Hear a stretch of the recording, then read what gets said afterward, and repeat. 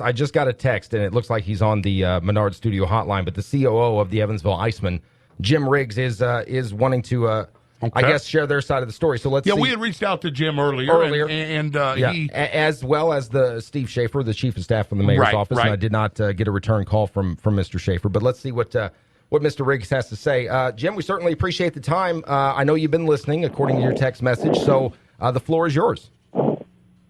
Am I caller 10? Did I win? You win. No, Jim, you're like me. You can't win. Yeah, I don't know why they take it away from us, but we'll find you a prize somewhere. Well, I was getting in my car to head home, and then I heard Jimmy you say some stuff, and this is why we would have loved to have come on today. But I only heard part of it, but I can certainly answer any of your concerns to the best of my ability. Well, so fire away. Give me your concerns. Well, that's before you say you would have loved to have come on, we did reach out to you, correct?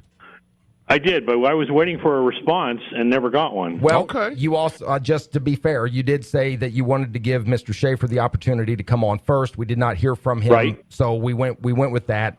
I didn't know if you were still wanting to come on, or you wanted to see if he responded first. So maybe I'll take some of the blame on that one. So. No blame, just miscommunication. It's been a very busy day over here. I'm sure it has been. I guess the first question is, if you've been listening, then you know. I guess the only really thing that gets under my craw a little bit is the numbers just simply out there. You guys pay $650,000 a year in your lease, and the league median is $152,000. How many venues would you say off the top of your head? I don't know if you've been to all of them or not, but how many venues in the ECHL come close to the Ford Center? Well, that's a good point.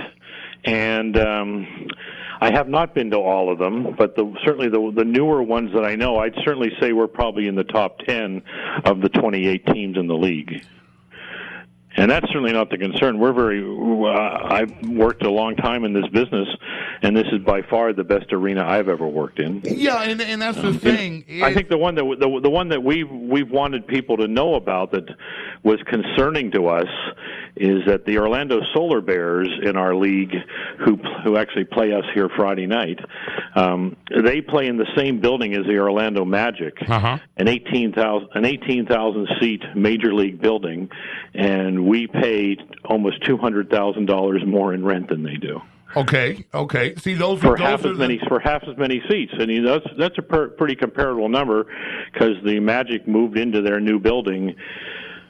I don't know 3 or 4 years ago. They left their old facility, and the Solar Bears were fortunate enough to get into that building. And I think that's an comparable factor. As far as some of the other buildings in the league, there are older buildings that obviously pay less rent and things of that nature. By league rule, we're not permitted, as the commissioner has made it very clear to me, to put out an entire list of what the different rental amounts are. But we have shared those figures with the city, and I think to their credit, they've done their homework and called some of those buildings. Yeah, absolutely. But I mean, I guess the point and again, if you've been listening, this is not a witch hunt on the IceMen at all. You guys do an incredible job. There is no doubt about it. It's just going public. See, right there in that one answer, you've taken. When people look at this, they say, "Holy cow! The IceMen are paying $500,000 a season more than the league," because they see the league median. You've just brought it down to $200,000 in one venue. You know what I mean? So those are the things, the numbers getting out there. I totally agree that the city needs to work with the Evansville IceMen, bring this lease down a little bit. And I know you're a businessman. You've been around this.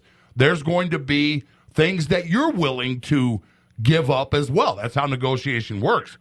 But there's always a give and take, and we know that. Yes. And the list that we supplied to the city back on October 5th was, our ultimate wish list, I guess is the best way of putting it. And they did respond 30 days later saying that our proposal was not doable. And you said that, and you did say that correctly on the air 15 minutes or so ago.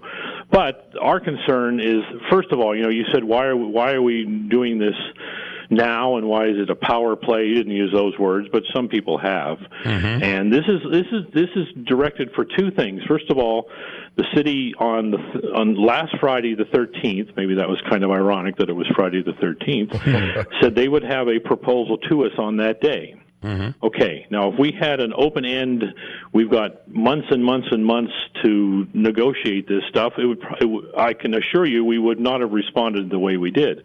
The other factor is the fact that the league, the ECHL, is very adamant that every one of the 28 teams, not just us ourselves, right, have to submit to them by December 1st a list of 60 dates.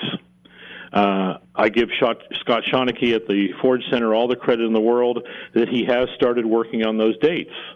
So we know normally, since this is the 17th of November, we're in great shape as far as getting those dates. But let's not be silly here. Without a lease, those dates are meaningless. Absolutely. So the December 1 date from the ECHL really was part of the reason we had to move forward and get some sort of response from the city. And then the second part was, frankly, the fact that we had been promised in writing that we'd have something by the 13th, and we didn't have anything by the end of the business day last Friday. And see, these kind of answers clear some things up a little. Why go public? What does that accomplish on if you feel the city's not moving forward quick enough? And you're coming down against this timeline, what does putting out a press release and going on the news do to speed the city up any more than just calling the mayor's office or whoever you need to call or email or whatever? Said, hey, we're on a crunch time here. If this doesn't happen, we're not going to be able to play hockey. What does going public make that move any quicker?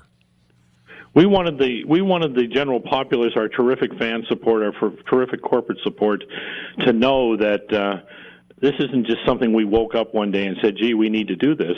Our first conversation with the mayor, I was looking back at this today, was a phone conversation with him back in mid-January.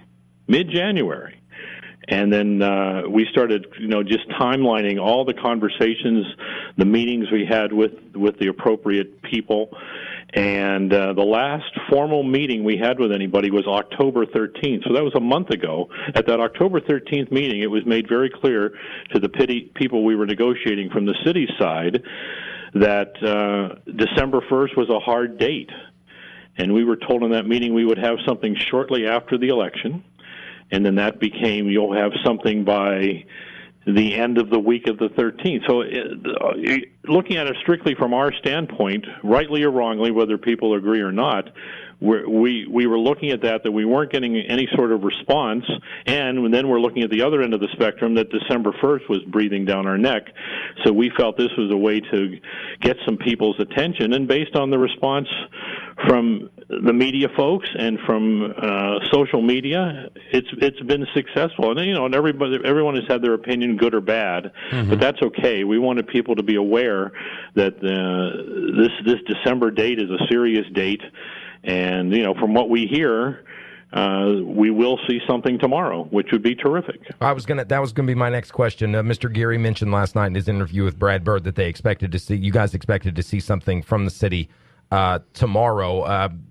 Hopefully that's the case, because obviously this thing is, I think, gotten maybe ugly might be the right word, and we certainly don't want to see that, because as Jimmy and I both said, we'd love to see the team stay in town, and we certainly understand both sides of the story. How confident are you today that this will get done by December the 1st? Well, I would like to say I'm very confident, but again, you got to understand, we've been sending the city folks, and they have negotiated in good faith. Let's make sure that's very clear. That the meetings we've had have been very professional. The problem is, in my opinion, we haven't had enough of them, and we have not seen one response of here's what the city needs to get done, and so that until we see what that is, we're not really sure. Mr. Geary has no intention of moving this team to another city. He's made the commitment to put hockey and keep hockey here in Evansville. Our proposal is for a 6-year extension. It's not just for like a 1-year extension. Right. It's for a 6-year extension. So he's really wants to commit to making this work. And again, but until we see something from the city folks, I can't tell you how close we are or how far apart we are. That's Evansville IceMen COO Jim Riggs joining us on the Menard Studio Hotline. We certainly do hope that something gets worked out and it's beneficial for all parties involved. We'd love to see the IceMen stick around a little, as long as possible here in the Evansville area. We appreciate the time, Jim, and hopefully we can get together again sometime and talk about actual ice hockey. There you go. Thanks so much, and I appreciate the time on the phone today, Sure guys. thing. No Thank problem. you. Thank you, Appreciate Jim. it.